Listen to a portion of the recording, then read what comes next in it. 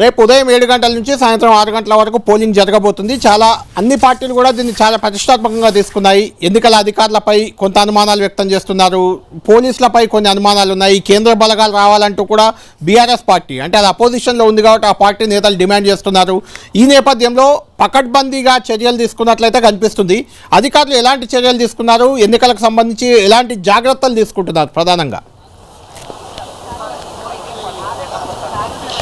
Notification వచ్చిన తర్వాత అధికారులు ఈ కార్యక్రమాన్ని అంతా కూడా ఒక యజ్ఞంలాగా నిర్వహిస్తున్నటువంటి పరిస్థితి ఉంది. టైం టు టైం షెడ్యూల్ ప్రకారం ముందుకెళ్తున్నారు. మనం చూడొచ్చు, ఇక్కడ ఆర్ఓ సెంటర్ దగ్గర ఉన్నాం, మనం డిస్ట్రిబ్యూషన్ అండ్ రిసెప్షన్ సెంటర్ దగ్గర మనం ఉన్నాం. ఇక్కడ నుంచి ఉదయం మనం చూస్తున్నటువంటి ఈ టేబుల్స్ అన్నీ కూడా పోలింగ్ అధికారులతో నిండిపోయాయి.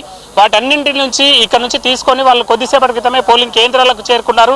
ఎలాంటి ఇబ్బందులు లేకుండా రేపు ఉదయం వచ్చేటువంటి వాళ్ళని కూడా ఇక్కడ ఉండేటువంటి సిబ్బందికి వాళ్ళకి డ్యూటీలు వేస్తున్నటువంటి పరిస్థితి ఉంది. ఈ ఎన్నిక అంతా కూడా సజావుగా జరిగేందుకోసం ఒకవైపు మనం చూస్తే అవసరమైనటువంటి అధికారులను ఒకవైపు పెడుతుండగా మరొక వైపు భద్రతా ఏర్పాట్లను చేస్తున్నారు. ఈ పనులంతా కూడా చాలా కాలంగా మొదటి నుంచి దగ్గరుండి రిటర్నింగ్ ఆఫీసర్ సాయిరాం చూస్తున్నటువంటి పరిస్థితి ఉంది.